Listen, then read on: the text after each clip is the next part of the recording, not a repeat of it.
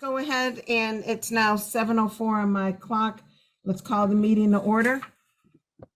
Seeing that we do have everybody here. This is going to be the remote participation of the Community Preservation Committee as of September 7th at 7 p.m. I'm going to read the ordinance of due to the ongoing COVID-19 pandemic in accordance with Chapter 22 of the Acts of 2022, suspending certain provisions of the open meeting law. Public bodies otherwise governed by the OML are temporarily relieved from the requirement that the meetings be held in public places, open and physically accessible to the public, so long as measures are taken to ensure public access to the body's deliberations through adequate and alternative means. This meeting will be live on Zoom. The public may participate remotely by joining Zoom meeting ID number 840-0877-2826 or by calling 929-205-6099. For additional information about the remote participation, please contact Carly Antonellis, Assistant Town Manager at atm@ayer.ma.us or 978-772-8220, extension 100 prior to the meeting. I want to say thank you very much, everybody, for being here. This is really awesome, especially being September, Labor Day week, as well as start of school. So thank you. I always tell you guys are a great group. Now you know why. That's just one more notch in your hat or whatever. Okay, can I get a motion to approve the agenda?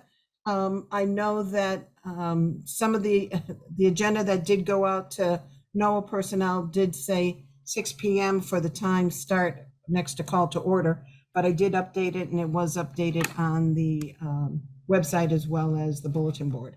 So can I get a motion? So moved. To Aye. approve the agenda as posted. Second. Okay, Jess approves the agenda and Colleen seconds. All right, let's do a roll call for those in favor. Colleen? Aye. Beth? Aye. Jess? Aye. Barry? Aye. Julie? Aye. Jason?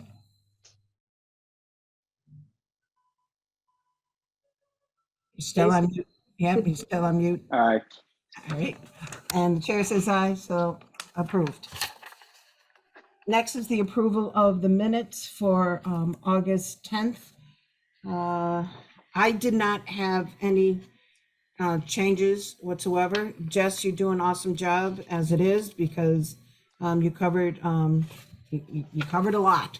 So I do appreciate that. It's nice to have this type of information out there for the public to read.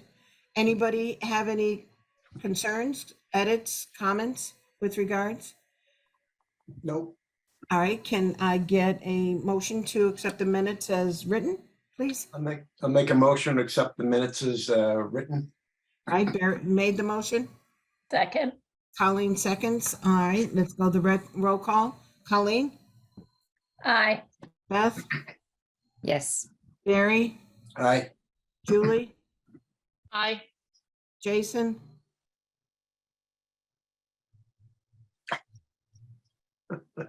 I'm sorry, I'm having a hard time. We're doing my kitchen and I lost my extender, so my Wi-Fi is crap. So I'm trying to do this on the phone. And I had to I dropped last meeting because of my Wi-Fi. So I missed like the last part of it. So I'm going to abstain here. Sorry. Okay, all right, Jason abstains.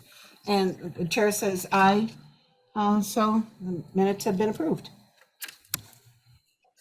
Okay, next just the correspondence. I'll go through them. Sadie Pond School Association has now been able to restart again the construction with everything happening with the pandemic, as well as trying to get supplies. So they did receive a bill from Gerald O'Doherty. I think you have his name from prior, Jess. Yep. Okay. And it's just a, again, change of order because of certain supplies have now cost more and such. And it's as of August 18th. And it's for $40,000 that they've gone ahead and updated their change of order. So with that, again, it's for, the construction at the Sandy Pond School. So I went ahead and I sent it to Carrie and to Robert for approval. So again, that's for $40,000 even. All right, the other invoice that we did receive was for the legal notices, and we only got a bill for one of them because the bill cycle ended as of August, so we didn't get the one for September. But this is from the Lowell Publishing Company, for the Public Spirit of $225.73. And And which hearing was that for? this is for that would be Noah's, yeah. Because no, bear with me. Um,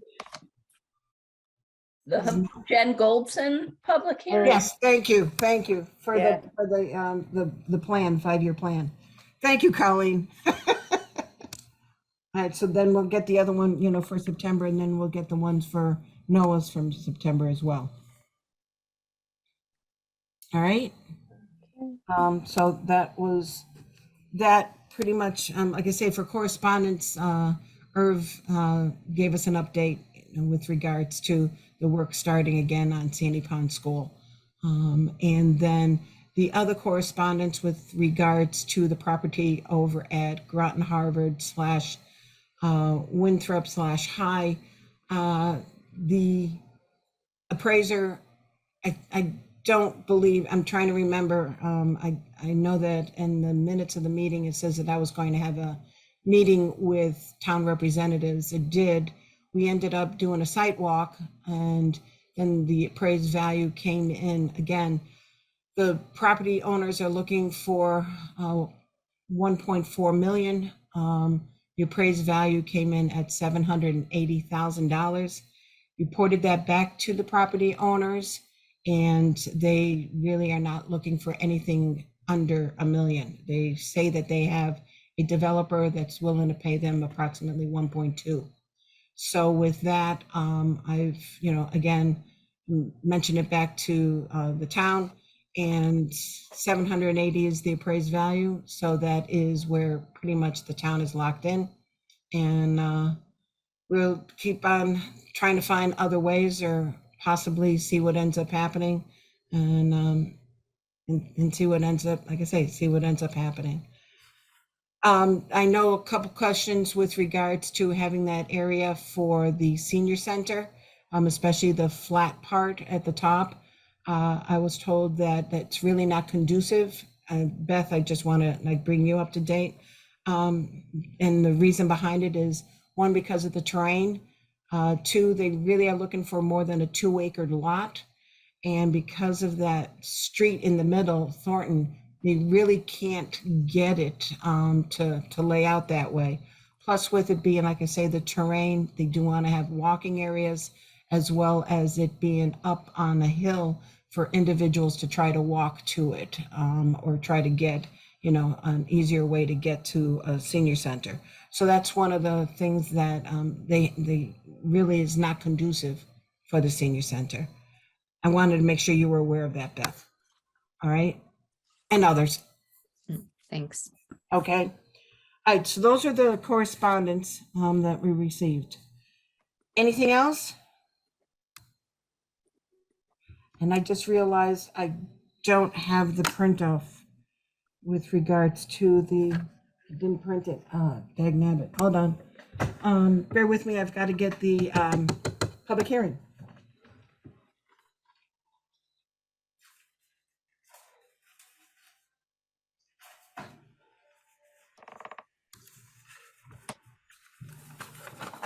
Thank you for your patience. I'm sorry. Okay. All right. If there's no other, I just want to move on. I gather, Phil, looks like you've got your team. available for the I public? think we hearing? do. All right, that sounds good. Okay, let me go ahead and start the public hearing at, I've got 7:14. All right, the legal notice was published on August 26th as well as September 2nd in the Neshoba Valley Voice, and 2 weeks prior was on the bulletin board out front of Town Hall. This is regarding the funding request, the public hearing regarding the funding request from NOAA for the creation of affordable housing units.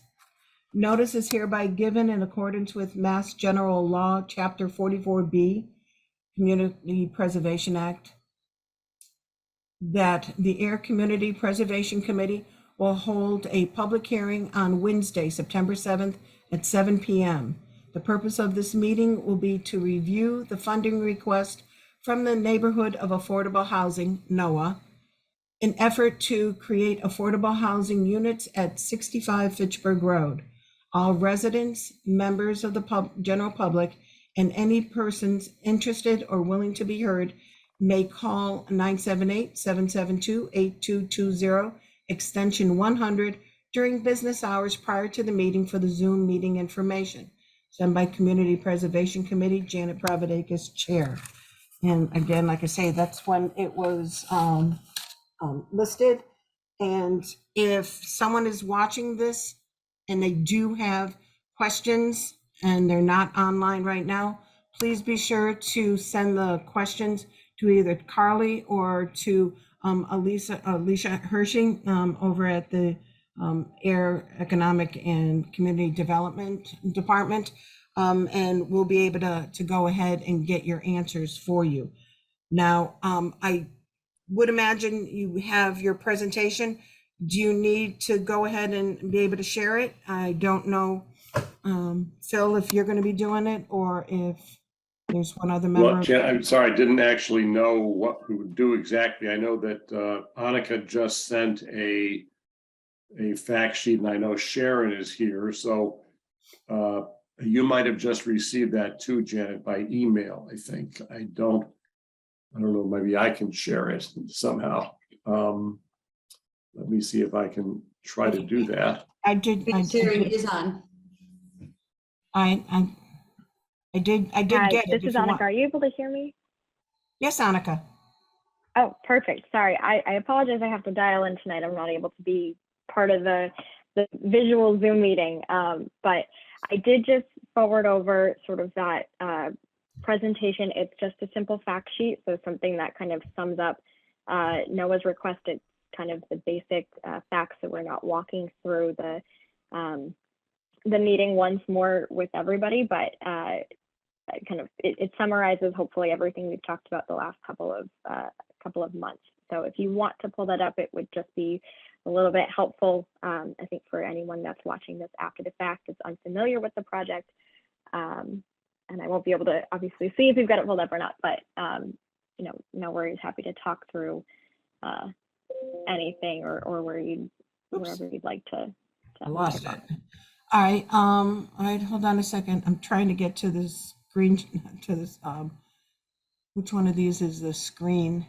I've got one bar on top of the other, so bear with me. I do have it shared.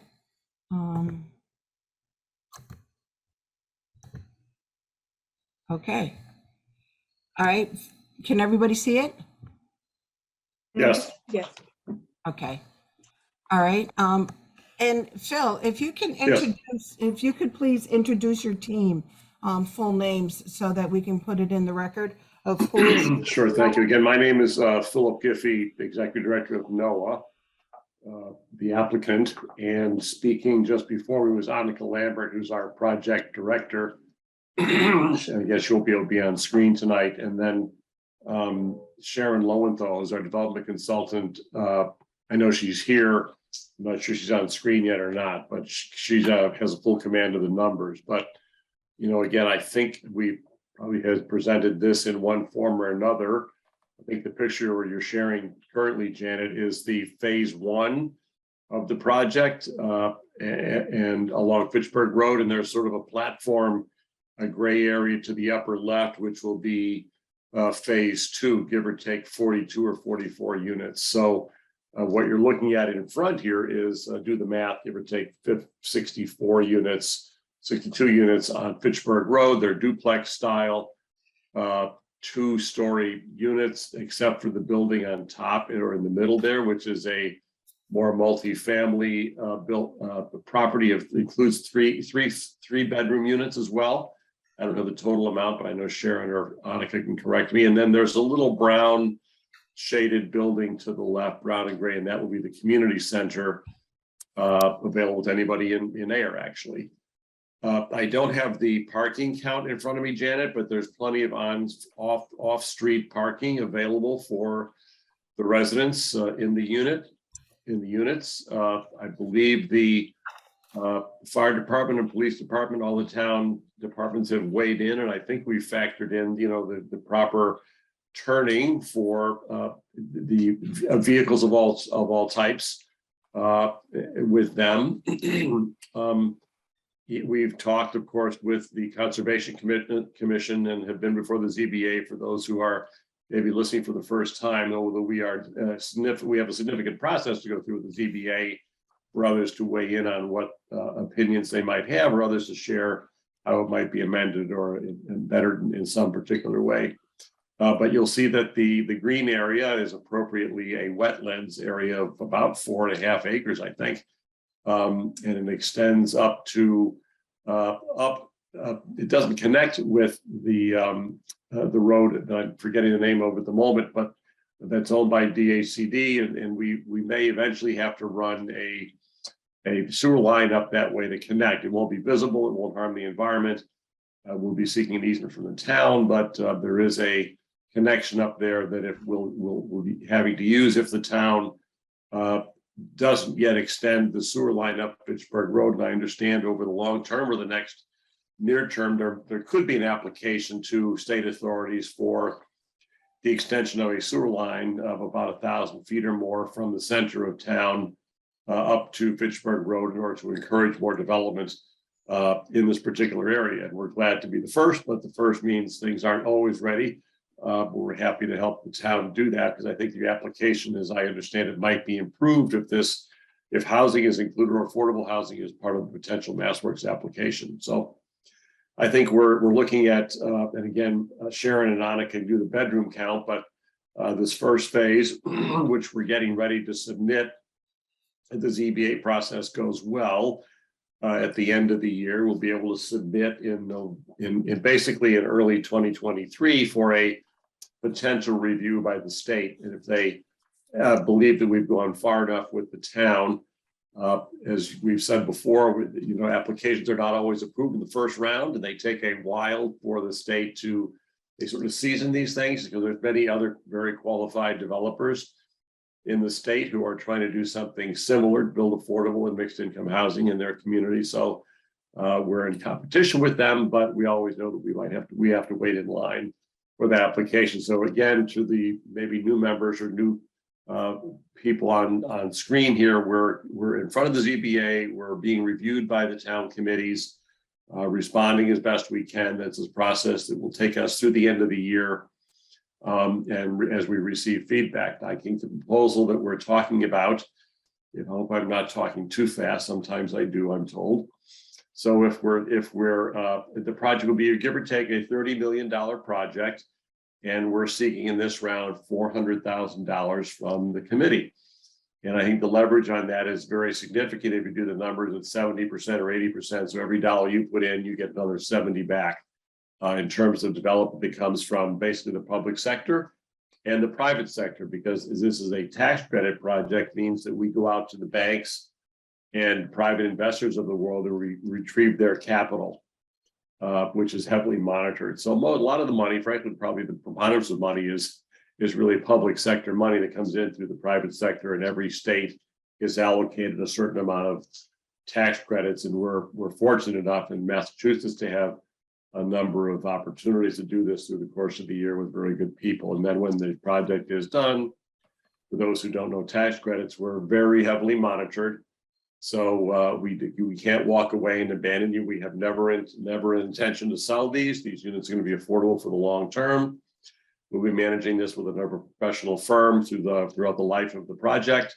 And we'll always be in contact or reachable or available to you and to the town. And we're very grateful again that you've been able to receive us and have welcomed us to the area. And we've enjoyed these past couple of years of conversations as we put this proposal together. But specifically, again, we're asking for $400,000 as part of a give or take $30 million phase one effort to build quality affordable housing on Fitchburg Road. So Janet, I think that's an overview. And hopefully that's what you wanted. If you want something more specific, we'll do our best to answer those with Sharon and Annika if she's still there. I think one good thing is, like, if we needed to go ahead and bring up some of the numbers and such, I do have, the narratives that are out on the You town can actually, if you website. go to the next slide, I'm so sorry. If you go to the next slide, I don't know if you're showing it, but it's got a lot of numbers on there for everyone to view. I apologize. That's okay, no problem. Annika, we do have the next slide up. Okay, perfect. And I'm happy to talk through any further additional numbers and cover anything or give an overview, but please, sorry, I apologize for interrupting. No, don't. I mean, that's, again, go for it. Can everybody see that next slide? Yes. Okay. All right. So again, Jen, just to say it's quite visible or readable. Just a summary here. The development is the phase one is composed of 1 bedrooms, 2 bedrooms, and 3 bedrooms. And you'll see in the left-hand column, as Annika has presented, informed that there are 18 1-bedrooms, 38 2-bedrooms, 8 3-bedrooms, for a total of 64.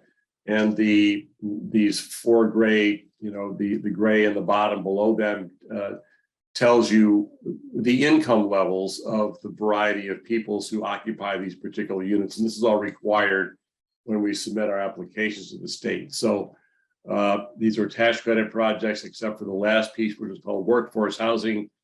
And again, as we've tried to describe it previously, workforce is basically the level, or 60% close to it, the level of the earnings for the average person in a 2-bedroom or 4-bedroom unit in Ayer itself. So when sometimes people think of affordable, they think, oh, well, that's not me and other people, and that's sometimes true, but it's also, basically that lots of people in town have, comparable incomes and work hard just like everybody else.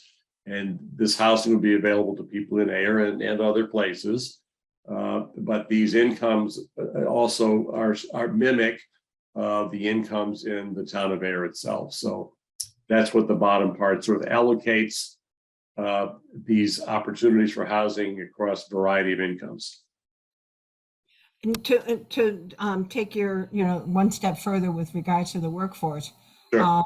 the one person, the moderate income, where you're talking about 70% of the area medium income, and you're looking at 75,000. So when, again, I know we had the presentation for the zoning board, I wanted to, make sure that the zoning board was aware that many of the individuals who do work within the town, and I mean, these are public servants, they do earn under the $75,000 mark.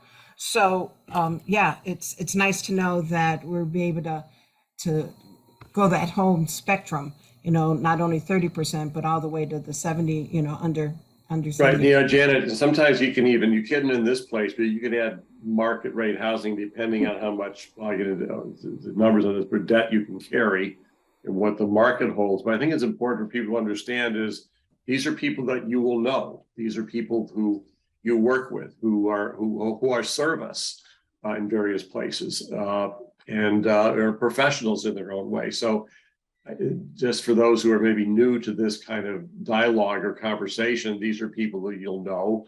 Some are having less, opportunities than from which we benefit from and don't have a lot of money, but others have a little bit more disposable income. But these are not always the so-called poor person from other places who are being dragged into town and put in here through some form of charity. So these are people who work hard in most cases, in almost every case, maybe carry a couple of different jobs and live their lives in Ayer or nearby towns and, need a boost. And this is one opportunity for them to obtain that.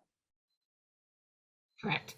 It's like, all right, I know, I mean, I'm just gonna go ahead and ask if the committee, I mean, if there's anything else you want to go ahead and present, Phil, you're and your team, or if the committee wants to start asking some questions. Again, we do, and we did review the application, last meeting. So again, do people want to see more of the narrative, or is this pretty much cover what the request is? I'm interested in understanding more about the open space and recreation components that are identified. And I'm also interested in understanding the implications for our SHI. Sure, I'm gonna turn that over to Annika, since I've been doing too much talking and she's more versed in open space and recreation than I am at the moment. But I think all of these units will go towards your SHI, and I think I've heard Janet or Jess and others talk about how this moves the town very close to your so-called the 10% 40B kind of a play opportunity. So probably even over 10%, which gives you the opportunity. So if somebody were to come in and provide something that you didn't regard as pleasant, you could say, no, thank you. So I think these 106 units get you very close to your 10%, if not slightly over. Janet can amend that, probably knows the numbers better than I do, and I can stop there or turn it over to Annika, who can talk about open space and recreation and wetlands if you like. So Annika or Janet. Yes, I'll I'll let Annika go. happily, yeah, I'll happily jump in here. Thank you, Phil. So, to reiterate, the 64 units that we're presenting in phase one, all 64 of those are eligible to be included in your SHI. And then once the completion of phase two happens, all 106 units will be eligible for that SHI. And if you need more detail beyond just the fact that they are eligible and they count towards that 10%, I'm happy to dive a little bit more into the details and how that in turn will benefit the town of Ayer as a whole, kind of like what Phil has already sort of touched upon, that, once you've hit that 10% goal, as a town, you are eligible for bigger and better grants. It opens up a different threshold of opportunities that help for things like infrastructure and even more than that. So happy to dive more into that depending on the root of your question. So if you want to elaborate a little bit, happy to take it. Just, I guess, if it's necessary. really the question of whether or not it does get us to 10% for the next 10 years sort of thing. And so if you don't have that answer, if Janet or Colleen or Alicia or someone might be able to, because that obviously is a very, very large factor for the town support of a project like this. Beth, it gets us closer, I have to say, closer to 10%. The reason behind it is based on the last census, not the most current census. So when you look at the number of houses that have been built in the past 10 years, it's quite possible that we just may be shy of 10%. And when I'm saying shy, it may be 9 point something, 9.5, 9.8, but it'll get us closer to the 10. Again, it all depends upon what the new census numbers comes out, and it's going to be changing, as more development does happen within the town. So to say that we'll be at 10% for 10 years, that is something that we're always going to have to keep working towards, making sure that we keep putting in affordable units and keeping them for as long as possible. Again, that's one of my questions that I have later on. So to say it's, oh yeah, we're going to be golden and we'll have safe harbor for the next 10 years. I don't see that really happening. It's something that we're going to have to be diligent. Again, I don't know if Annika or Alicia or Colleen want to add more to that. I think you hit the nail on the head. It's definitely, these units, I can guarantee these are going to be affordable for the long haul and for the duration. Kind of like what Phil mentioned at the beginning of the meeting. This is not something that we are going to have affordable for 10 years and then flip around. That's so not the case. I think most of our loans that we're applying for have like a minimum 50-year term.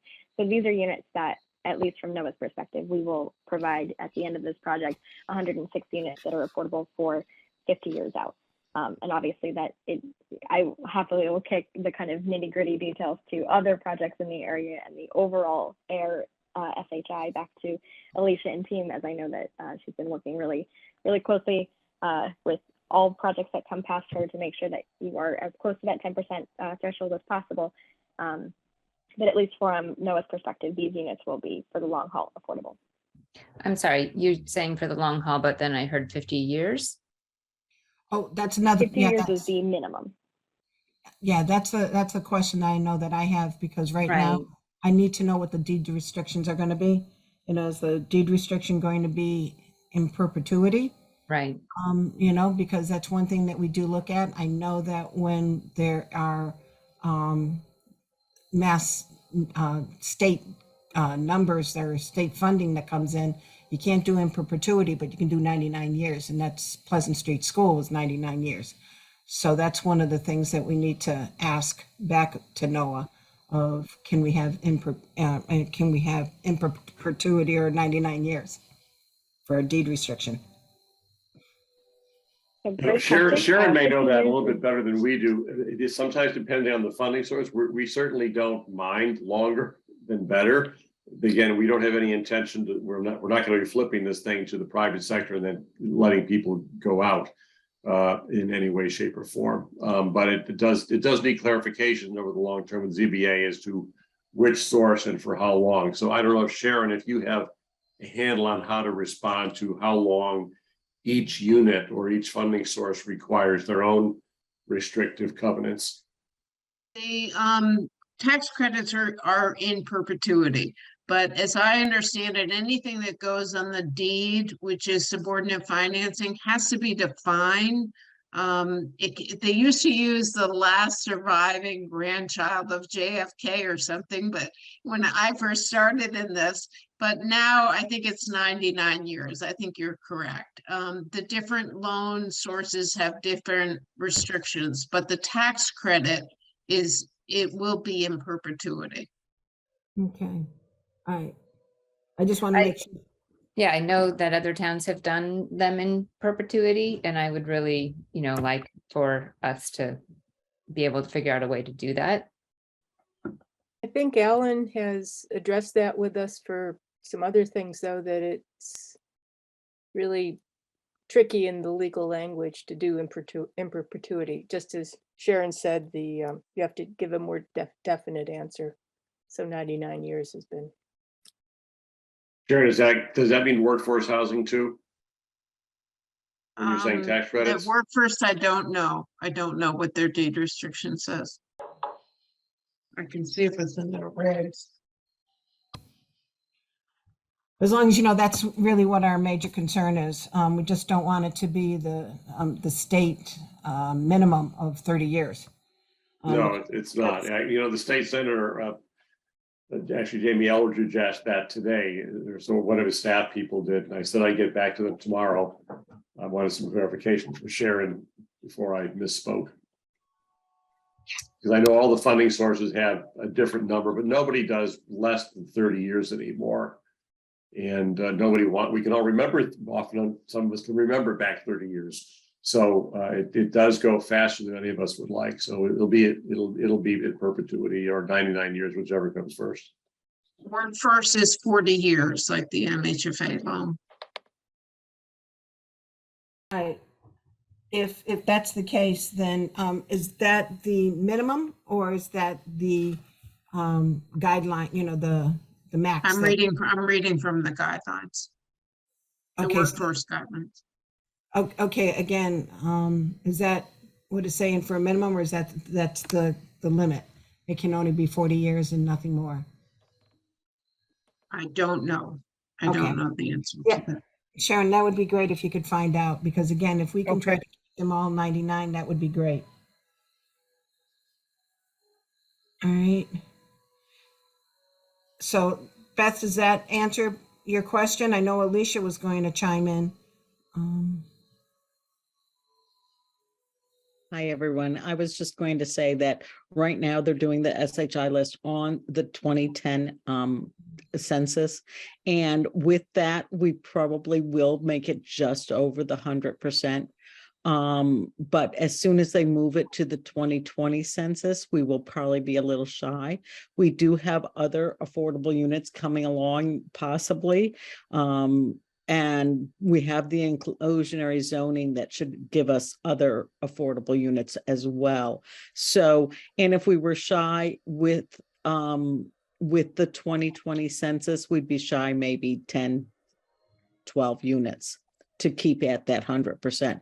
But as Janet says, there's housing being built all the time, and we do have to keep up with it. And so that's why we have our inclusionary zoning bylaw. So when multifamilies come on, and there's a number of multifamilies being proposed right now in the town, which could actually garner us another anywhere from 10 to 50 units. So I think that we should be able to get there, but this is a wonderful project as far as a nonprofit project that's going to be well run and well managed, and that also gives us 16 units at 30% AMI.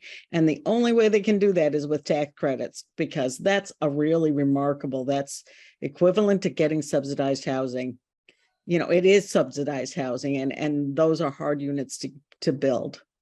So I just wanted to chime in there on that. Okay. All right.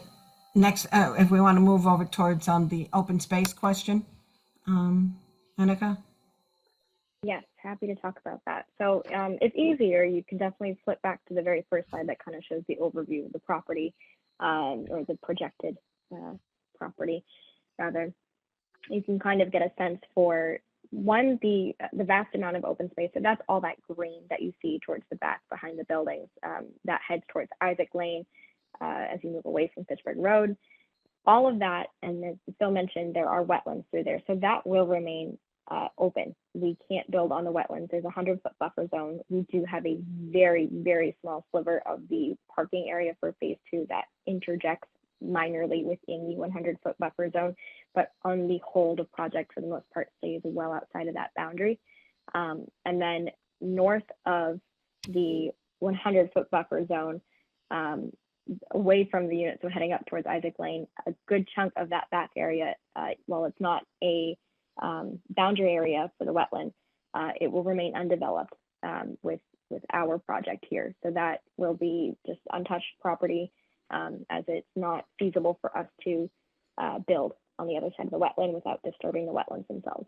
So it is not in our projection project whatsoever to do anything beyond the kind of massing that you see here. So where you see gray and where you see white, that is the only areas we're building in. Everything else is open, and that approximately equates to, I think it's about 70% open space it was in our application. And I can actually find that number for you in a little bit, and I'll confirm the exact open space quantity in a moment. But that, you know, as a whole kind of answers our approach or reasons why we believe we qualify to meet the open space criteria for CPC. And if there's no questions on the open space itself, I'm happy to talk about the creation of recreation we have. I think that I'm a little confused about why open space is checked off on as a category on the application if the funds aren't going to be used for open space acquisition or restoration or anything like that. Can that just be clarified? I'm sorry, I understand how much of the area will be preserved in an untouched state, but what funding will you use for the open space? That's actually a great question. So as far as the distribution of funds, because we have such a large construction cost, we did feel it would be easiest just to say the application or the 400,000 will be applied directly to the hard cost.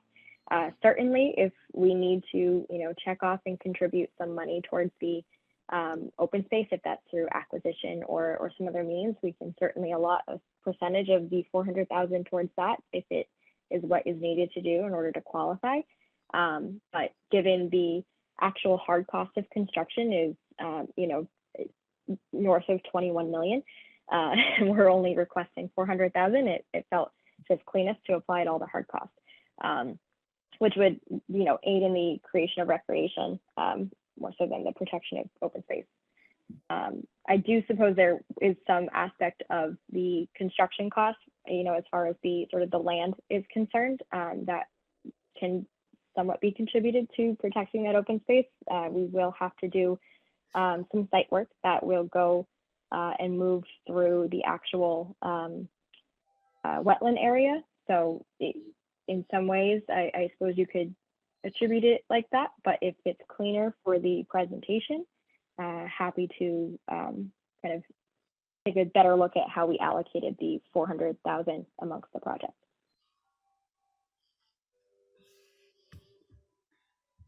I'm sorry that I wasn't at the last meeting, so I don't know, you guys may have discussed this already, but whether or not it's an appropriate category to check, I guess is my question. If, and what, it's nice to be able to hit 3 categories, but if it's not really a relevant one, and then the funding is intended to be used for the infrastructure and not really for acquisition of open space. I mean, and then if we do use CPA funds for acquisition, then we do have to have permanent protection put on the land because that's required by the state for a CPA open space category land acquisition. So I just want to think that through, and that's something that's relevant for the notice that would go in the public hearing, or I'm sorry, not the public hearing, but the warrant article. So it is something that needs to be resolved before we finalize a warrant article. So Yeah, it's certainly easy enough, as Annika said, to remove that and remove any doubt. Mhm. Yeah, so I gather we'll just go ahead and remove that. And, the whole idea, hold on a second, Alicia, with regards to recreation, you're talking about the community center that's there and such, correct? That's correct. Yep. The recreation would be the community center. We will have a pool, a playground, and a dog run. Okay, that's available to all residents of Ayer. For liability purposes, I don't believe the pool is, but the community center itself is available for any resident of Ayer to utilize as a just function space. If meetings are needed, it's an available large kind of community meeting space. So I would say the community hall would be more specifically available to all residents of Ayer, but for liability purposes, the pool is best kept out of that bundle. Okay. All right. So, Beth, would that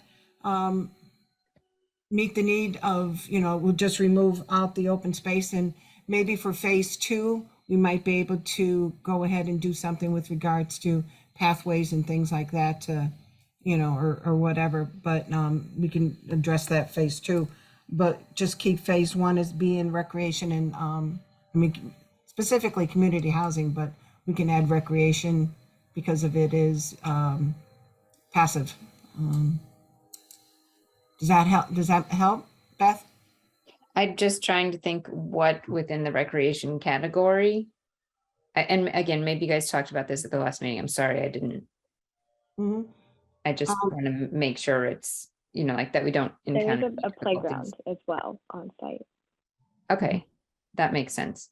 Okay. That, like the meeting space, I wasn't quite sure about, but if it's a playground, that sounds like an appropriate expenditure for the category. All right. All right, Alicia? So because we haven't gone through the conservation section of this, and I'm probably not the best person to speak on this, actually Jess might have more information on this, but at the back area, which is protected wetlands, I think the question comes into how that's going to be held and whether it's going to be put into perpetuity. And if that back wetlands area is moved to into being secured and safely transferred either to the town or something like that, then you could possibly talk about that as open space, because there is 3+ acres of open space back there that is going to be dealt with. Unfortunately, I think that's going to be a conversation when the applicant goes to the Conservation Commission. Jess, am I wrong on this?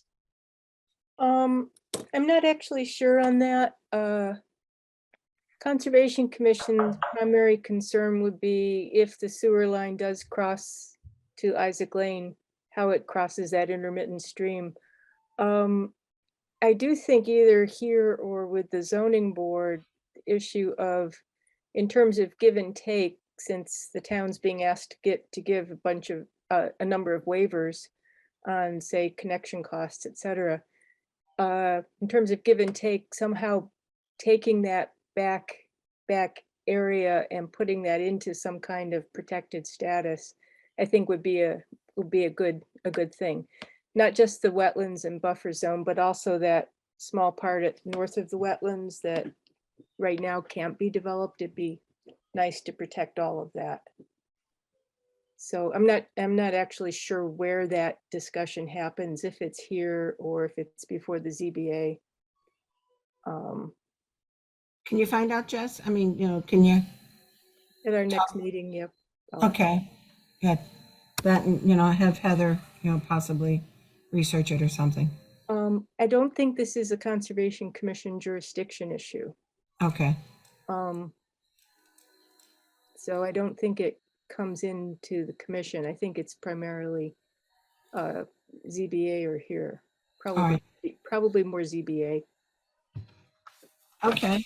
I just wanted to be clear about it so that we really did understand what the contribution of $400,000 to the project affords the town, what the benefit is. And I certainly, am really, really happy to see, 100% affordable rental housing, like this proposed. So I greatly appreciate that. But, there's just a lot of details that we really have to have a good understanding of in order to, 400,000 in the grand scale of your project isn't that significant, but $400,000 from our CPC funds is significant. So we want to make sure that we're really understanding clearly what we get for the town's investment.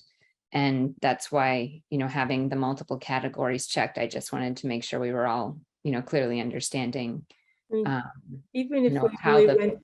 if we only went to checking the housing category, I think this is such a fantastic project for the town that the 400,000 is well spent. Right. But we also don't want to get ourselves in trouble for having something in the warrant that's not appropriate. So. Yeah. Okay. I do, I appreciate that 400,000 is a large sum for the CPI.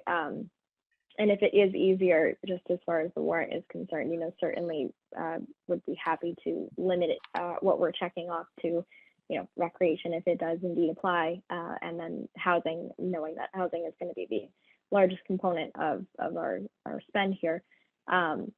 As far as the open space is concerned, because the acquisition of the property happens simultaneously, we will have already acquired the property come time for phase 2. I don't know if we'd be able to retroactively put funds towards it if we have to use the funds in acquisition itself for open space, unless we are able to use the funds to, I suppose, work towards protecting the land, if that's something that is applicable. And I know that is something that's being discussed in the ZBA, so I don't want to sort of bring it up here if it's not needed to be discussed in this meeting, but if protecting the land is one way that we can keep the box checked for open space, certainly happy to have that discussion and see what that looks like. I do know that that's on the ZBA list. Well, and also too, the application is just for phase 1. Again, maybe I'm jumping the gun, but I think we've discussed that you'll be coming back to CPC for phase 2 as well, correct? Yes. Right. So with that, if we remove the open space from this application, and then depending upon how, discussions go with the ZBA and such, possibly protecting it and having it as a category for phase 2 might be, an option. Does that Makes make sense. sense? Okay. Does that also too? I know what your concern is, Beth. So does that take care of your concern?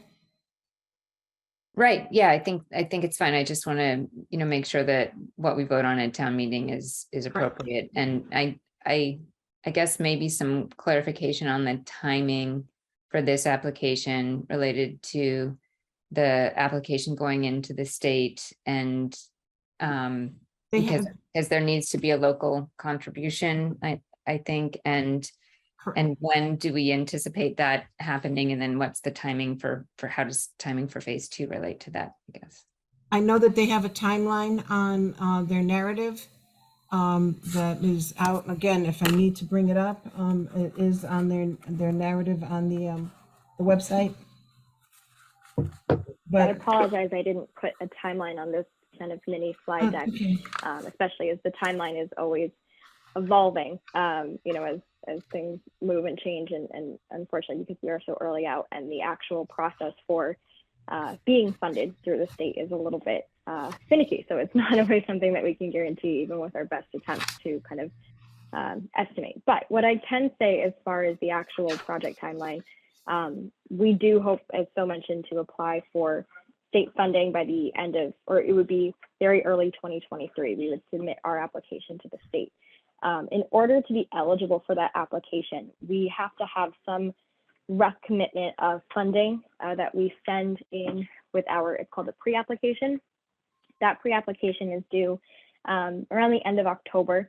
And even just a letter saying that we've progressed far enough in the CPA meeting, with hope and promise to have or receive some town funding might suffice for the purpose of that pre-application. But come January, we would like to be able to say that we have been awarded some amount of funds, ideally all 400,000. But the actual timing beyond that is when it gets a little bit less certain, just because most projects are not funded in their first application round. So we won't expect this project to receive financing from the state until probably its second or I guess second and a half, if you will. They have mini rounds in between the annual rounds. So I would expect for our project to receive funding in the 2024 mini round, I believe, is what I'm most anticipating right now. So that would be on or about either beginning of 2025 or sometime in the fall of 2024, just depending on how quickly the state is able to issue their commitment letters. So that would put us into the ability for construction on phase 1 specifically in roughly 2025. I would say we would be in full-blown construction with the hope to finish the project and have people start to move in come 2026, probably late 2026. Phase 2, conversely, it would overlap slightly I would say the construction of phase 1. So as we get the project reviewed by DHCD, which is a state agency, we are only able to have one project in the pipeline at a time with them. So we'll sort of have to wait until this project is funded before we can start pushing phase 2 in for applications. So it could be as quick as, a year or two behind phase 1, or depending on how long it takes for that project to get funded, it could be a little bit further out. But our hope is that, we're able to run both projects quickly, get them moving as fast as possible. We'd love to be able to bring affordable housing to Ayer as quickly as we can. And yes, this commitment of funds is going to be important for that application come January. Beth, I put the project timeline up on the screen. I shared it so that you can, go ahead and see what they're hoping for. So that pretty much was what Annika just went ahead and spoke about. Thank you. Thank you. And that covers phase 1. Doesn't mention phase 2 within that timeline, but you can imagine that it would overlap the actual construction portion of phase 1. Okay. Any other questions? I know that I've had individuals within town ask a couple questions. So I'll just, pass them on with regards to the units being ADA compliant. Gesundheit. Can someone help me understand a little bit more of what will be in some of those units that would be ADA compliant? Monica? Absolutely. And I'll ask Sharon to help weigh on this because I don't have the quantity of ADA units we'll have in front of me at the moment. But there will be, I believe we are required to have, I forget the exact percentage, but I think we have around 4 or possibly 5 ADA or accessibility impaired units for the first phase of the project. And with that, typically there is a requirement to have hearing and sensory impaired units as well. So I'll let Sharon speak about that just to make sure I'm not misspeaking here, but there will be accommodations made for all various types of disability. Interesting. Yes, the ADA requirement in the state is 5% of the total number of units rounded up. So 5% would be 3 something, and so we have 4 ADA compliant units.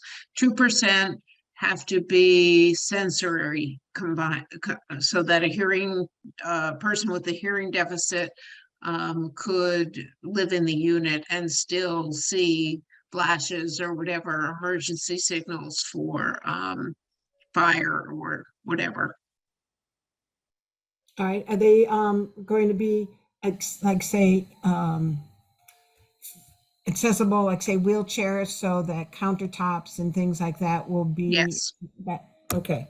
Yeah. I you'll be call- able to roll right in and cook and wash your dishes and roll into the shower. Okay. All right. I always call them drive-in showers. All right. That sounds great.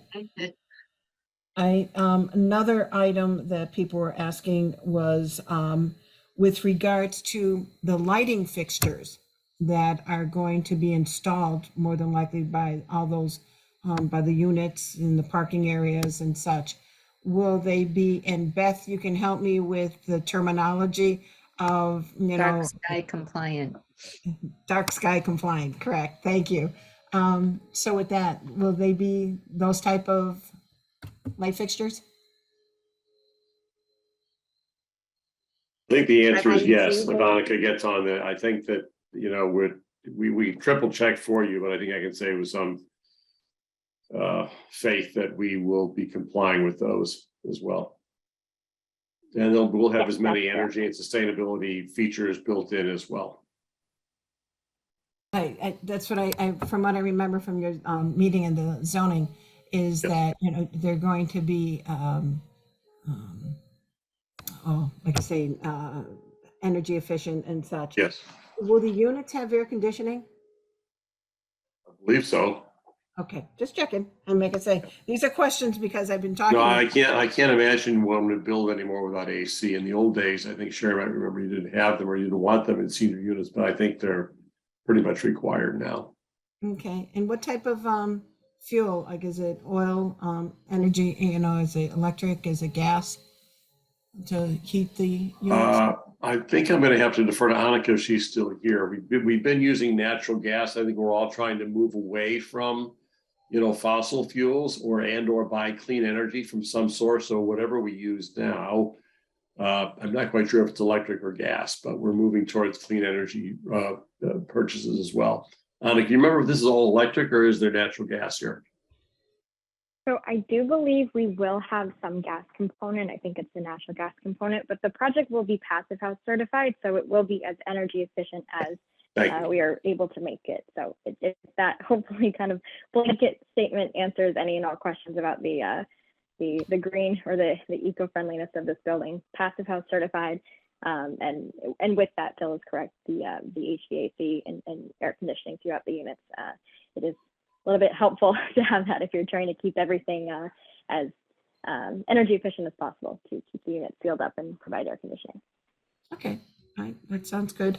Another, like I say, when you talk to the individuals out on the street, it's amazing the questions that they do ask, but I can understand why. Will there be charging stations for electric vehicles?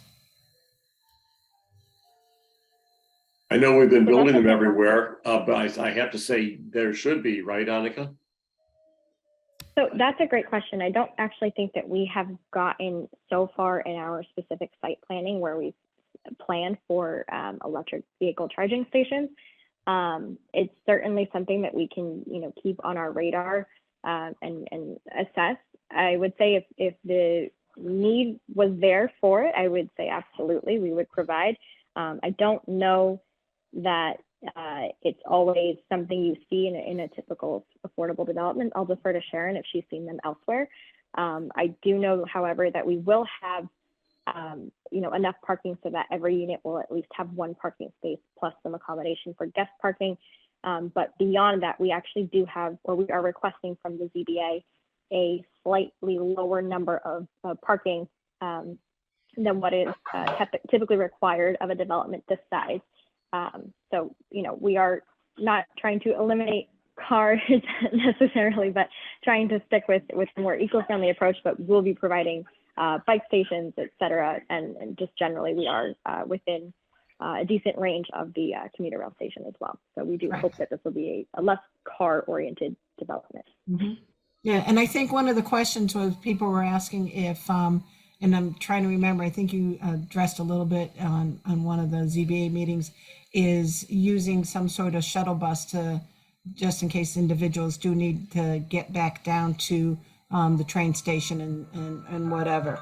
So bear with me, sorry. I think, you were thinking of discussing it, like a MART, shuttle bus or something.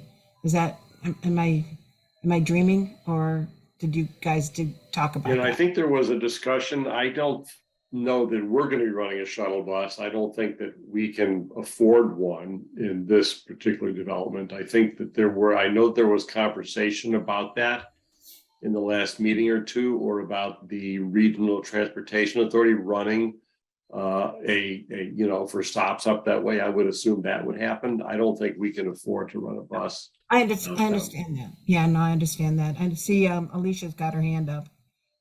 The discussions that have been having is that we've been talking a lot with Mart about extending the shuttle bus. And so it has been raised that we should talk about adding the shuttle bus, a stop for the shuttle bus. I know that it does sometimes go to the grocery store, I think, I'm not sure. So those are discussions that are part of this whole process. Mm-hmm. But it would come out of Mart. Okay, that's what I had a funny feeling. I remember hearing something. So, all right, that sounds good. I know that the 2-story units they have elevators. I know the 3-story definitely, from what I remember in the discussion, but does the 2-story? I don't believe so. Okay. There are no elevators in the 2-story buildings. That's correct. Any handicap accessible units that are in those 2-story buildings will be on the ground level. And if they're I do believe we have at least one accessible unit planned for the 2nd level, maybe the 3rd level of the 3rd-story building, but that is obviously elevator accessible.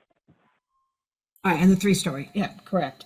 Okay, and when you're talking about energy efficient, are there going to be any type of solar panels that will be installed at all, or? We are hoping to do solar for this project. It's something that's in its early stages, but hopefully as part of the Passive House campaign, we find a way to successfully incorporate solar to the project as well. And that would, in an ideal scenario, be used to offset some of the cost of the electric for the building. There is a small utility allowance planned for every unit, but in addition to that, there are also other, community buildings, electrical costs, et cetera. And the ideal goal would be for the energy generated through the solar panels to help offset the electrical costs for the project. Okay. All right. Like I say, I've just started jotting those down because of, again. All good questions. All good questions. I want to make sure, that individuals, like I say, could go ahead and review this tape. All right. Yes. Janet, Julie, can I jump in for a minute? That's what I was going to say. Go for it. You rapid fired those questions so much that I couldn't quite figure out. I had just 2 small points that I had wanted to add. With regards to the lighting and making sure they're dark sky compliant, forgive me if I'm not using the right words there. Thank you, Beth. I just want to add, there's a little more to it, that the DPW, and I'm sure that these conversations are being had, as everyone's pointing out, there's many conversations, but the DPW has their guidelines of what they really recommend, and we tie into them. So I'm sure that will be covered in one of these Sure. meetings somewhere else. And also, I just wanted to add that at the planning board meeting we had, as far as the parking spaces, the board was unanimous, very in support of the parking plan for this project. And we're actually looking at changing the regulations to be more in line with what you're doing as far as lowering the parking for similar areas. So just a couple updates from planning. Thank you. Oh, hold on. I don't want to lose anybody. Okay. All right. Anything else from the committee members? Any other questions? Beth? I appreciate hearing the feedback from planning, because I was also thinking the same thing regarding the parking, that I was really glad to hear that a reduction would be sought, especially with, transit-oriented development and the potential for future shuttle connections and the walkability, bikeability to the train station, which just makes this, all the more attractive.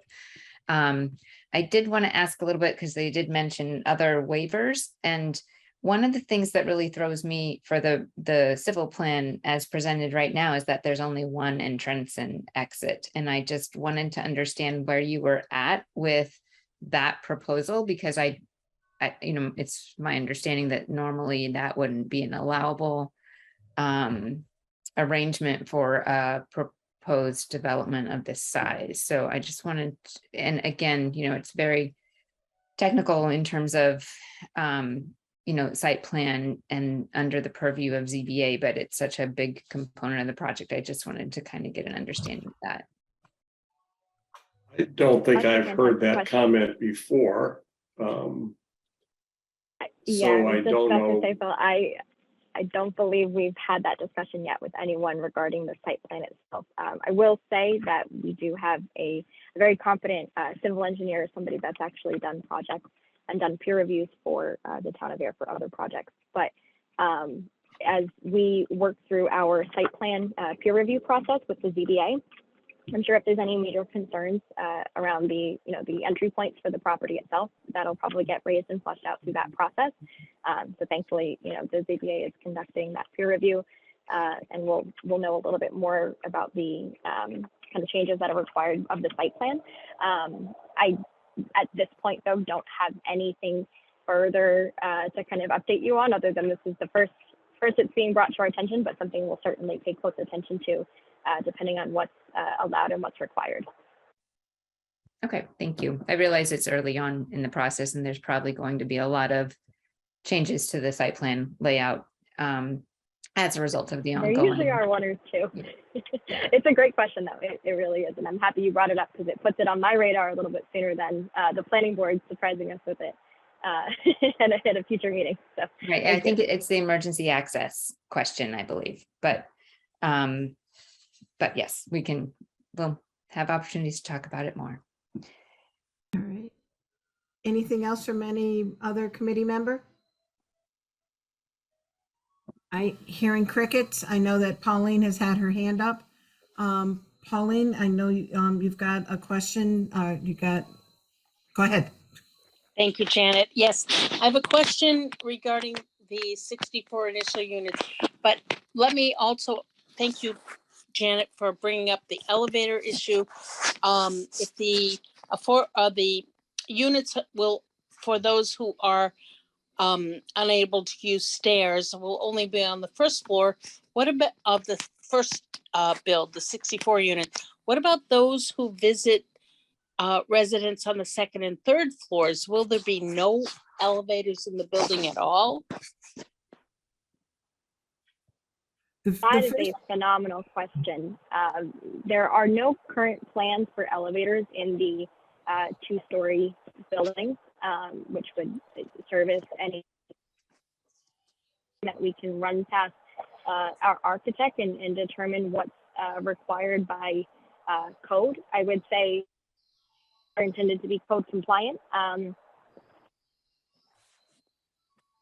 It's the first time we're hearing this specific question. I don't know if Sharon has experiences in other projects that she's worked on where she can kind of speak to some live scenarios, but definitely something we can flag and discuss with our architect to ensure that our buildings are going to be designed ADA compliant. Well, thank you. And I'm sure the building will be ADA compliant, but I think we need to think forward about those who are not disabled, but have family members or friends who are. Everybody doesn't live on the first floor of every building. So I share that. And I thank you, Janet, for bringing that up and asking. I want to move on to solar. People on this call know that I am very involved with Habitat for Humanity, and the last 2 builds we do were 100% net zero because of the solar component. And I know the project well. It's south facing, and I encourage you to at least look into some element of solar component for the benefit of the residents who are all going to be on the affordable list. And you know, you've got roofs facing the south, which will get great sun. And I hope that that's something you can incorporate into your design. Yeah, So I'll just, absolutely. I would say the roofs were designed with that specific intention for solar, and which is a fantastic, you know, kind of foresight of our architect to think that way. And I did mention that there is a utility allowance, and Sharon can specifically speak as to how the utility allowance works. But the goal and objective will be to have some or most of the electrical costs offset by the use of solar. And, you know, exactly what you're saying. We would love to be able to have a project that does something similar to what you're seeing on other projects as well. well, that's terrific to hear. And I look forward to seeing more of that. So my first and real question was something Jeff said early on in the meeting, that the first 64 units would be, quote, people we know. So let me ask you, because I've been involved in a comprehensive permit before for the Willows project many, many years ago. How many of those 64 units will be affordable into perpetuity? So All of the the, LIHTC units, all of the 43 of the units are LIHTC, and all of the LIHTC units will be affordable in perpetuity. The remaining 21 of the workforce, I do not think that the affordability restriction can extend beyond the MHFA loan term, which is 40 years. Well, thank you for that. I did a little research over the past week and shared it with my friend Janet. My read of the state statute is it's 30 years into perpetuity for, no, I'm sorry, 30 years for affordability, but that can be negotiated into the comprehensive permit. We did that with the Willows project. Unfortunately, I think we didn't know what we were actually doing, and all of them are not into perpetuity, but they have survived, and many, many people are living there, and it's a wonderful project.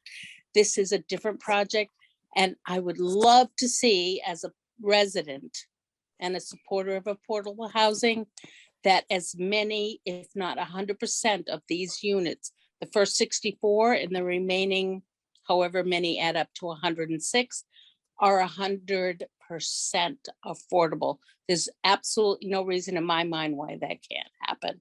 Well, So they I all, yeah, Pauline, they all are 100% affordable. And I think we've gone ahead and said that they're going to look at it to be 99 years instead of, they can't do. Excellent. All right. Am I Perfect. right, Sharon? I don't think I'm out. Yes, Okay. that's correct. Okay. Right. And Janet, as you know, and I don't mean to interrupt, that's not what the application says, as I shared with you. So I just want to bring that out publicly. That thrills me no end. Absolutely, because every Habitat house we have, and we have 3 in this little town of ours, are perpetuity. And that to me is the significant importance. So I love the Air Commons concept, and I hope everything proceeds as well. Okay. Sounds Thank you. All right. Beth? Sorry, my Pauline's question just led me to have one more question related to local preference for the applications and the lotteries. So has that been discussed, and will there be a number of the lottery spaces dedicated to local preference? Or either local residents or employees of the town of Ayer? We're not at that point we haven't done any management documents at this point, but the 40B statute sets aside a limit for local preference, as I understand it. So we would abide by whatever that is. I think it's 10%, but I have to check. I think we will maximize local preference, but we don't, I think as Sharon's saying, we haven't gotten as far as say, here's the document to look at, how we market it. Sort of comes near the end. You know, we're aware of local preference and every town is, so we'll work with you on that and how it gets marketed. Okay. It doesn't mean that every unit gets to be, you know, a town person per se, but it does maximize the opportunity for people to participate. So really, it's up to the town to market that when it gets the opportunity, and then you hope for the best. Alicia? Just quickly, because we don't need to do too much on this, but I do think that local preference is something closer to 10%. They'll probably be lip units, but beyond that, this is a state project, and the state does not love local preference. They think that, you know, low-income housing is low-income housing for everybody, or affordable housing is affordable housing for everybody. And so there is a component of local preference that you can put in your lip unit, but it is not gigantic number. It is about 10%. And I've done lotteries, and it's remarkable. We often look very hard to bring in those local preferences, and we don't always find the people that line up for it. So once they move here, they're local. So somebody can be living in an apartment for 3 months and they're local. And so you just have to remember that it is Yeah. It doesn't guarantee 100%. It does. I just say we'll work with you on this piece so you understand it and you can maximize what it allows for the town. All right. All right, that sounds all right. Anything else? I mean, I'm getting the vibe that this is definitely something that we want to go ahead and support. We want to make sure that we've got the warrant written correctly. And with that, if there's nothing else, I think we can take a vote of moving this to town meeting.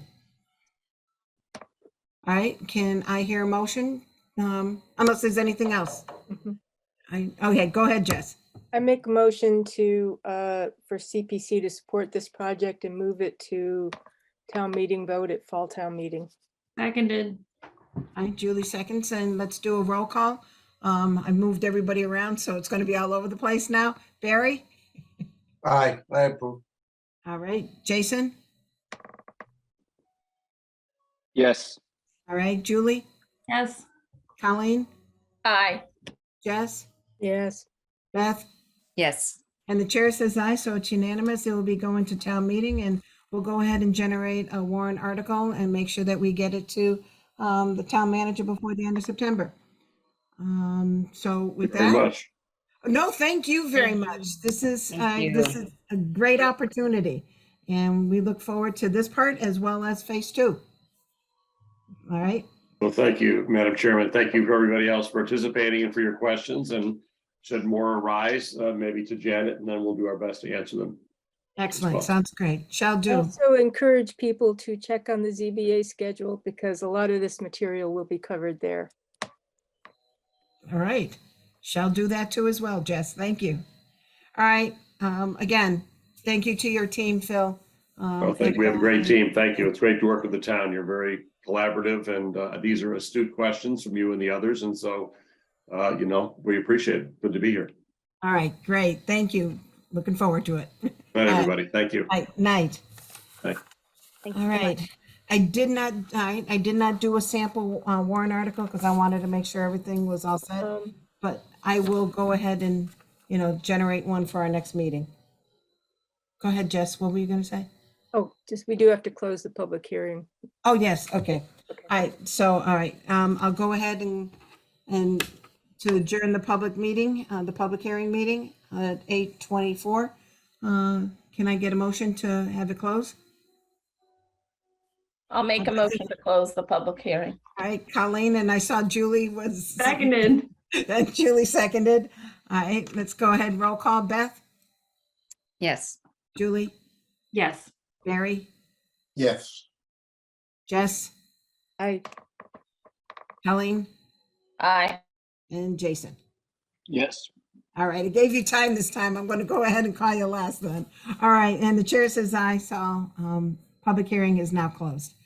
All right, sounds great. Next on the agenda, we've got some new business, which is an initial request for the funding of the howitzer restoration, the cannon that is in front of the town hall, as well as the movement of the granite monument that's in the back of town hall that should have been moved originally. Robert is here to go ahead and make the presentation. We've got Alan as well as Chuck. Long time no see, Yes. Chuck. Hi.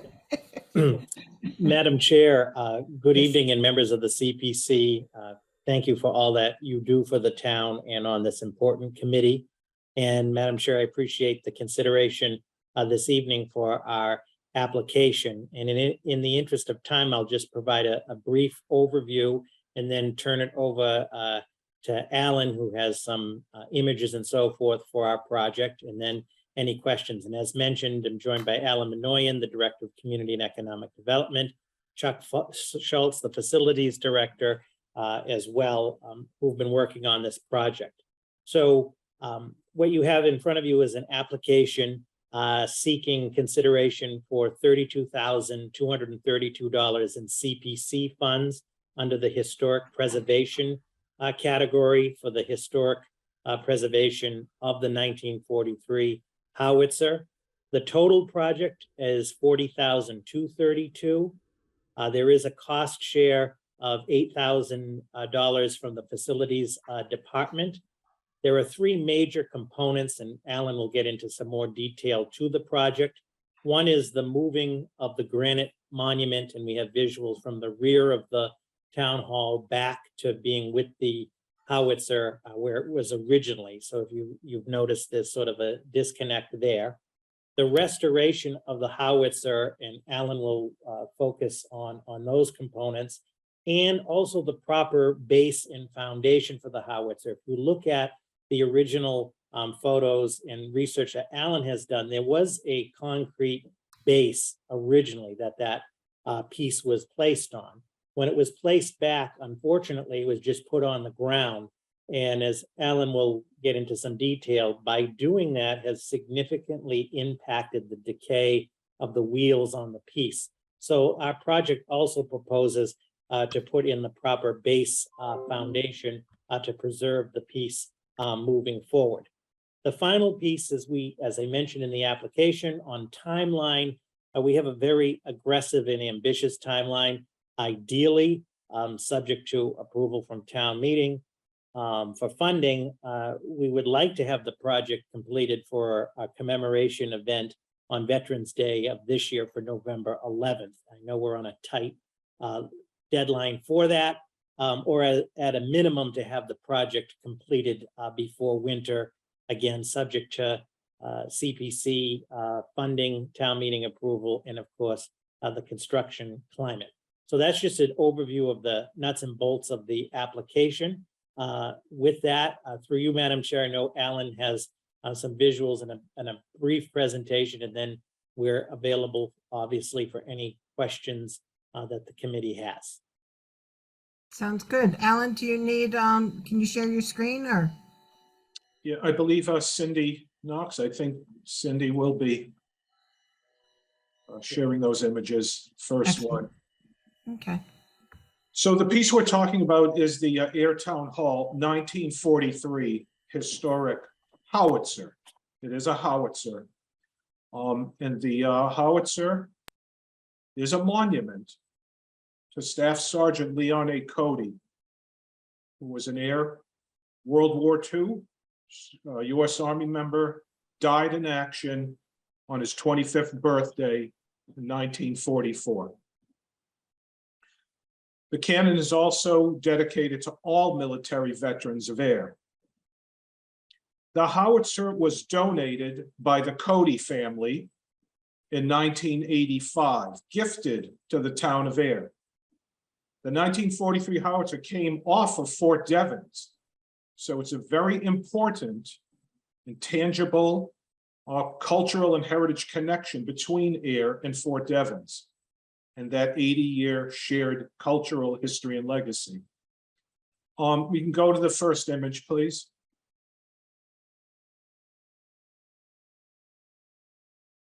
There is the howitzer as it currently sits on the front lawn of Ayer Town Hall. It was placed there originally in 1985. It was originally painted gray. It was not any of its original colors. It was on a concrete pad. When they did the restoration of Town Hall in 2002, they picked it up, moved it in the back with the granite monument and plaque. When the Town Hall was completed, for whatever reason, they did not move the monument back up front. They moved the howitzer back up front, but unfortunately, they placed it on the lawn in bare ground. If any of you have valuable vintage cars or classic cars, and you say, I'm just going to park it on the side of my yard, it'll be fine. You soon realize within 3 to 5 years, it's completely rotted out. Can you go to the next image, please?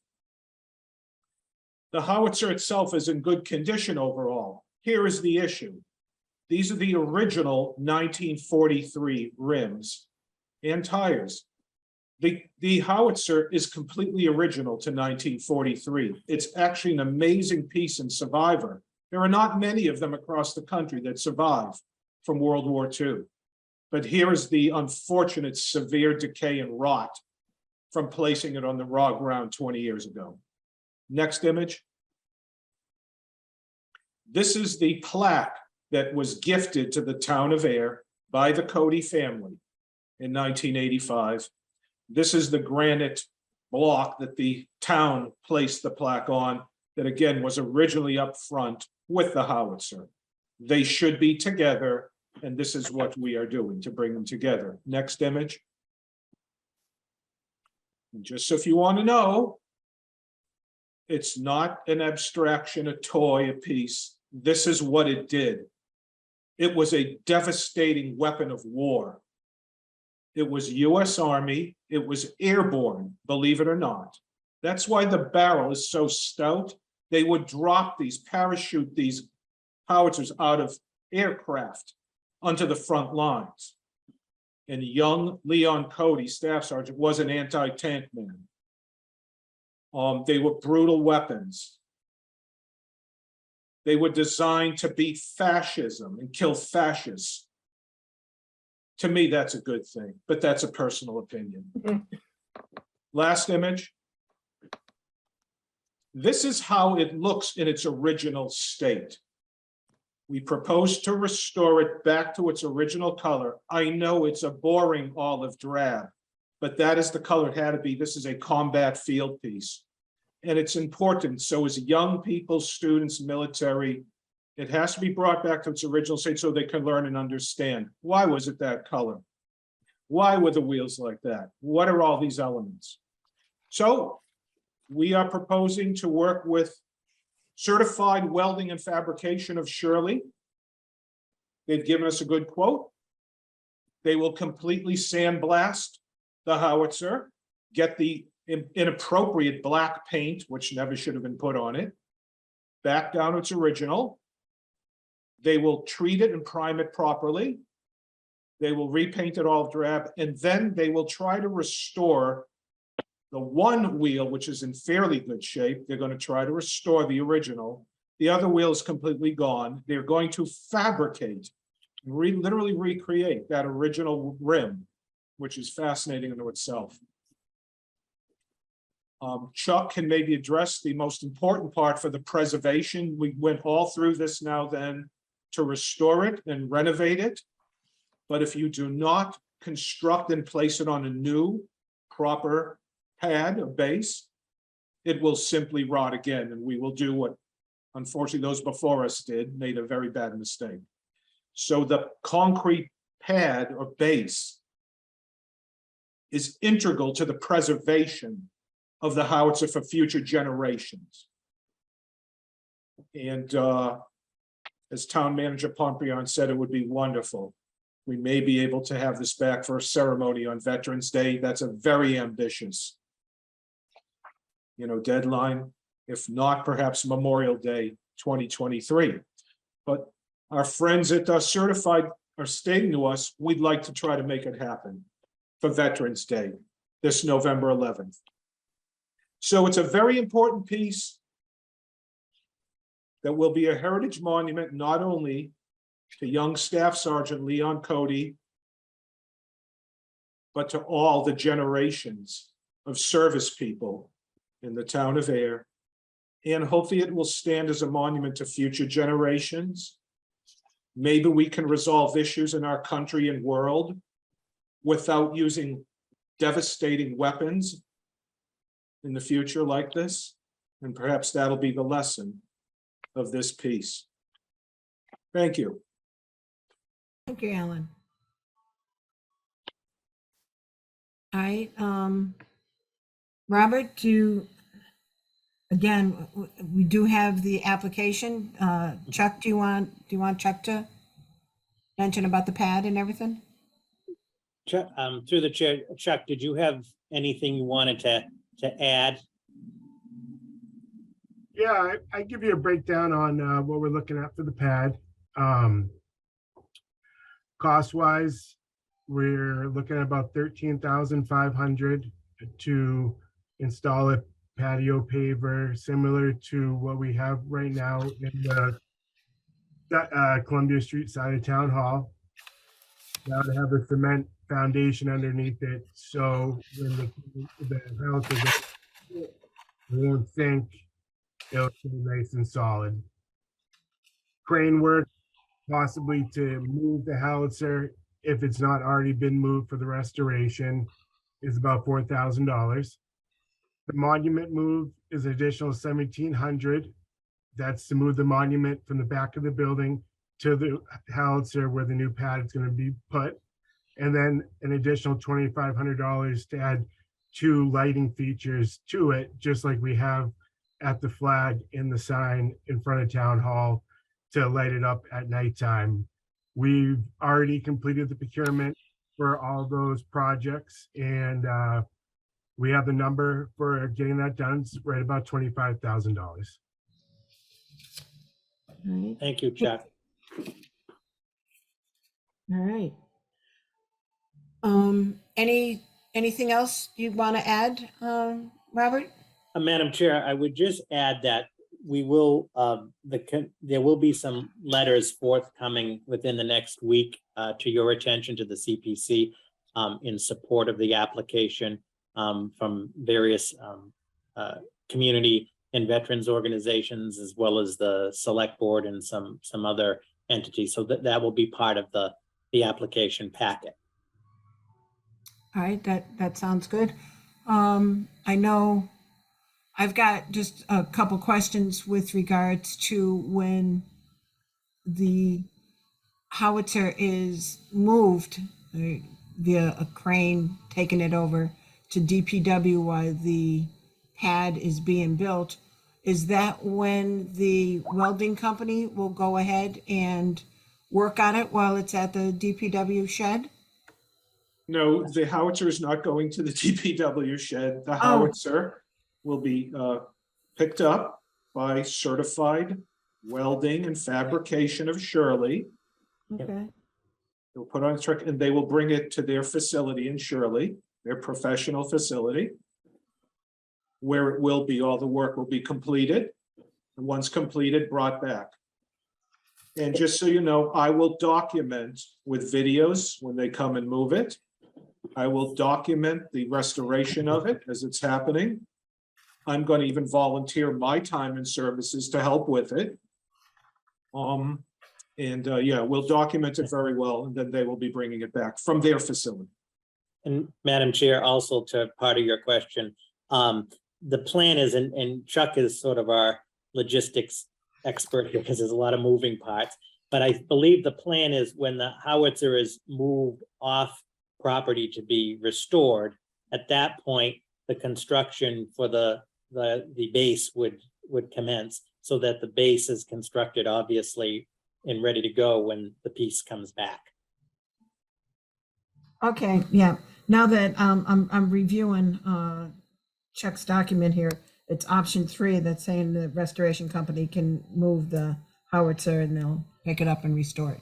I'm sorry, I was looking at option 2 that said it was going to store it at DPW.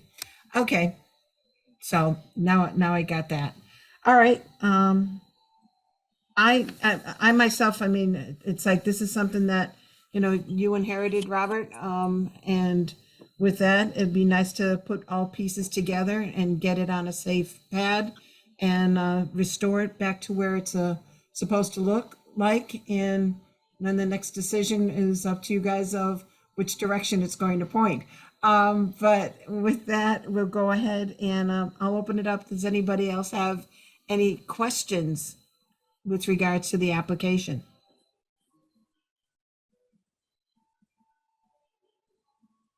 I have just a few. Go ahead. Thank you.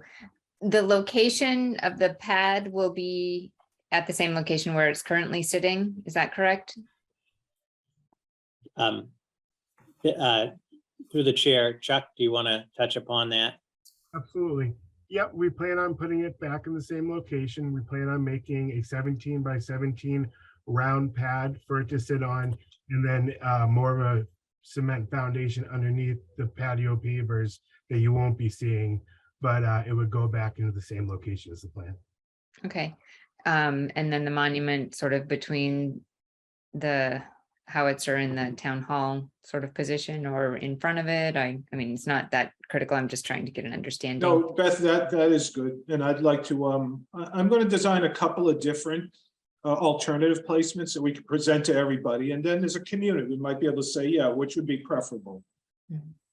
Yeah, I think I'm sure there'll be a wide range of opinions of where it should be, but we will, yes, we'll show a couple of different options visually. Right. And yeah, select, the optimal spot for the monument. right. And, certainly having the historical commissions Oh, yes. consultation and, other interested parties, that all sounds Yes. great.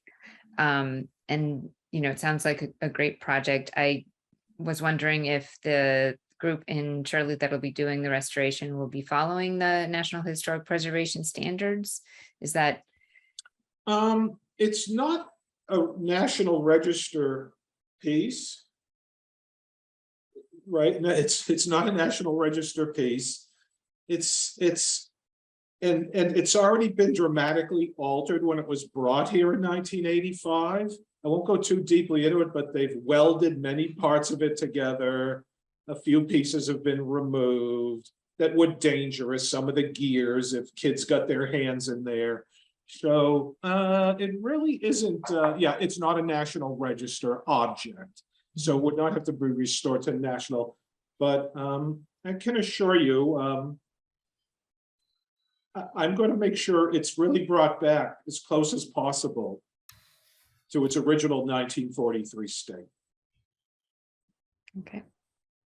And then the lighting that was mentioned, again, just always, wanting to bring up the considerations about appropriateness for, not, safety, with vehicular traffic at nighttime, and wildlife concerns and things like that for dark sky compliance. So, just in the aesthetic and the impacts to the, the experience, of being downtown at night. So all of that, appreciate, and of course, efficiency, appreciate, that being considered as well.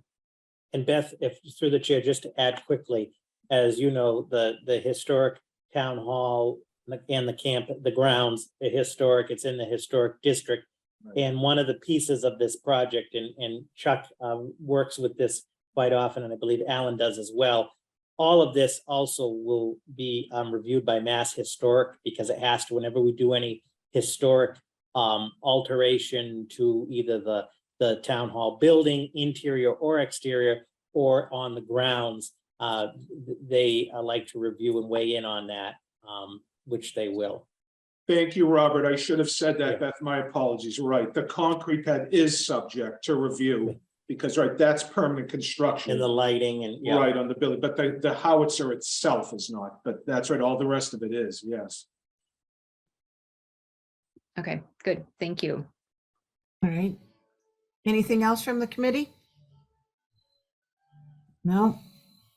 All right, I do see Pauline's got her hand raised. Pauline? Thank you, Janet. Quick note, I'm very happy to hear that this is finally moving forward. I may have missed it in Alan's presentation, but will the howitzer be pointed east as opposed to west when it is placed back on town hall lawn? Sometimes words get in the way at my age. Yes, Pauline, no, you didn't miss it. I didn't make mention of the orientation of it. I will leave that up to all of you townies and residents. But my one suggestion up front was this time build a circular pad, right? Because Pauline, there might be some people, some saying, well, we like it facing towards the bridge now. We'll say, okay, 10 years from now, there'll be other people here saying, well, we really think it should be that. And on the round pad, hey, you can spin it around every year if you like, and point it in a different direction every season if you like. But there seems to be, again, a very wide range of opinions on the orientation and direction of the howitzer. So, And Ellen, thank you for that. Yes. But you are an historian as I am. And yeah, I think if you look into that, yes, you will see the purpose of these howitzers, cannons, whatever they are called in the Revolutionary War, and why they were positioned the way they were. And I would Yes. encourage you to at least provide that to the residents when they get to choose, because there is a total significance to that. And I'm happy to share with you a lot of history from other states as well, but more importantly, from local towns and cities in Massachusetts. that's good. I want to learn more about that. Start with Foxborough and Say again, Concord. town? Start with Foxborough Foxborough. and Concord. Very good. Concord, Mass, not New Hampshire. Yes, All right, thank you. excellent. All right. Okay, now, if there's nothing else, I can see, let me go ahead and get a motion made. If there's nothing else to go ahead and discuss of, moving this to a public hearing, and then we'll have to figure out when that public hearing will occur. Can I hear a motion to move this to a public hearing? I'll make a Jess? motion to move this to a public hearing as soon as possible. All right. I second that. Second. And Barry, all right, I'm gonna pay Barry, seconds. All right, let's go ahead and go through the roll call. Julie, Yes. Colleen, Yes. Beth, Yes. Jess, Yes. Jason. Yes, I goofed on that one. Barry, Yes, you got it. And the chair says yes, so it's unanimous of bringing this to a public hearing. And now, Sorry, I am not laughing at the project. It's just been a very long day. I and know I'm it's been, and I'm understood. facing north. So And you're facing north. Oh, we're in trouble. All right. Okay. So next would be when the public hearing is. Again, I've given you guys a heads up that we need to have all the warrants done by the 30th of September. So we have to have this done by that last week. Let me just bring up my calendar. We need a 2-week notice before the meeting, so I can have it produced or published in the Valley Voice on the 16th and 23rd, which means that we've got to have something the week of the 26th. I've offered the date of the 28th. I know, Colleen, you're not able to do the 28th, but Barry, Jess, and I believe Julie, you said that you were available. I am myself available on the 28th. Jason, I think, I'm trying to remember, will you be I available? can be there. Yep. Okay, so we would have a quorum if we have a meeting on the 28th. Does that sound good for everybody? Again, Colleen, I understand. So, With that, we're going to have our public hearing on the 28th. Sounds good to me. Yeah, And Madam Chair, Yes. this is Carly, the Assistant Town Manager. I just wanted to let you know, I've been looking at the calendar. That date is totally clear, so that will work for you guys. Woohoo, that's even better. I know, doesn't happen too often, so I just I wanted to know. let you. Yeah, because that was going to be the next thing. It's like, I'll check with Carly, make sure the dates, So thank you for being here and making sure that that's available. All right, then. So I will go ahead and generate the public hearing legal notices that it will be on the 28th. We'll do it at 7 o'clock. This pretty much will be the only thing on the agenda, plus I will generate the 2 town warrants. So that would be the only other item. Would be the approval of the town warrants, so we can get that to town officials by the 29th. Does that sound good for everybody? so I think I'm sorry, I thought I had responded saying that I couldn't make it because of the open house at school as well. But I was wondering if we would want to consider a little bit of a later start, because I don't think the open house would go that late. So Colleen, do you know? And it's not. Don't, because I don't know what time it starts, but I think they're starting with the family picnic like they did in years past, so I would assume it would finish around 7:30, but I don't know. So I'm okay either way. What? I just asked Kristen and she said she thinks it's 6 to 8. Okay. So I don't know. I don't remember. It's been a A while. 7:30 start might be a little helpful if Colleen and I could join, at least for the end of it, but it's up to the chair and discretion of the board, and whether or not the applicant team can make it at that time too. So just thought I'd mention it. Okay, let me get feedback. I mean, again, that'd give me a half hour more of sleep. So doesn't make any difference to me. Jess, Julie? I can do 7:30.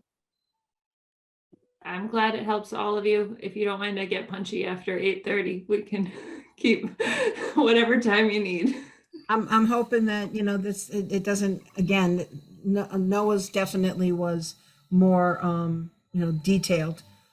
So with that, Barry, can you do 7:30? Yes. All right, so we'll push it back to 7:30. And, all right, the applicant, Robert, Chuck, Alan? Madam Chair, we will be there and we greatly appreciate you and the committee's consideration. All right, and Carly, if you're still there, 7:30 is fine, right? If 7 Yep. o'clock is good, okay. Yeah, it's perfect. Thank you. All right.